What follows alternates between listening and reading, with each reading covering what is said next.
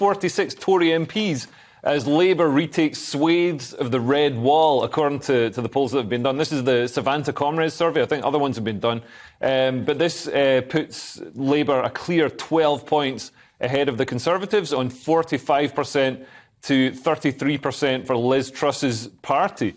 And it's a bit of a shame because, I think Liz Truss has come in and made some, she's implemented some good policies. I think the tax cuts are being unfairly maligned in the press. They're actually very progressive. They're very good. They're tax cuts for workers as opposed to people who've accrued wealth.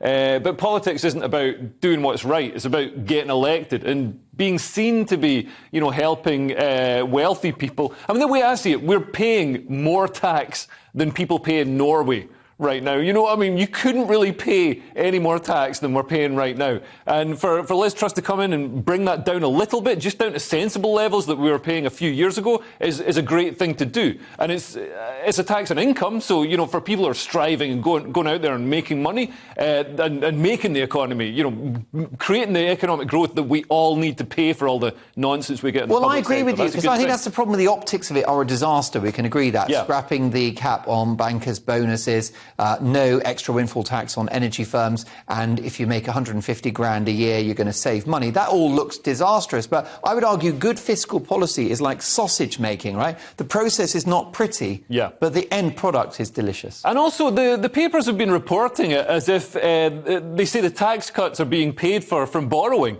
The borrowing isn't paying for tax cuts. Tax cuts are free. The borrowing is to pay for all the public sector nonsense that all our taxes get wasted on. We've got an incredibly bloated public sector full of, equality, diversity and inclusion departments that don't do anything apart from gum up the productivity, gum up, getting people's way when they're trying to do their work. Or provide you with material for your comment. Full disclosure, Leo, you're only here actually as a box-ticking exercise. Just because I'm transgender? Yes, exactly. Correct. Yeah. We also wanted to include you because you're Scottish, you're unusually tall, and the facial hair is unconventional. So we just decided to reach out, didn't we, Scotty? Yeah, we felt bad. Scott, the only thing, and no one dares to mention this, and Leo's hinted at it, which is the A word, careful, austerity. Oh, right. Because the big credit crunch of 2008 was a financial crash, and it was a credit crunch 2009, 2010, global economic downturn. So what the Tory government, the coalition did, is that they cut spending massively. It was called austerity.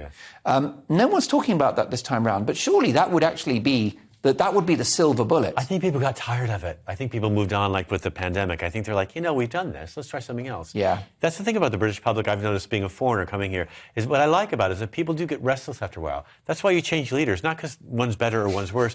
It's like, I want a new face. I want someone else staring at me for a while. I need to hear a new voice. This is blah, blah, blah. It's like X Factor or something. But did you take that point about austerity? Because that's what you hinted at there. Yeah. The elephant in the room is public spending, isn't it? Yeah, and when we talk about austerity, we're not talking about, bringing back poor houses or, people being cast out into the street. We're just talking about cutting all these bloated public sector nonsensical jobs. I used to have one. I was a Safer Communities Development Coordinator. Any job title that's got 4 words in it is nonsense. We don't need these people. If we fire them, the job market is really healthy. It's thriving. We've got more positions than we've got people to fill. So if we fire public sector people, then they'll go into the private sector where they'll generate income, generate wealth. But higher pay would be good. A higher hourly wage would be good. Well, look, Leo, before we get to the next story, it's about immigration. They always boast that the NHS is the largest employer in Europe. Why is that a boast? Why is that a good thing? There's a lot of sick people. Look around. Look at you two. You're a mess. Good point. I do feel a bit jaundiced tonight.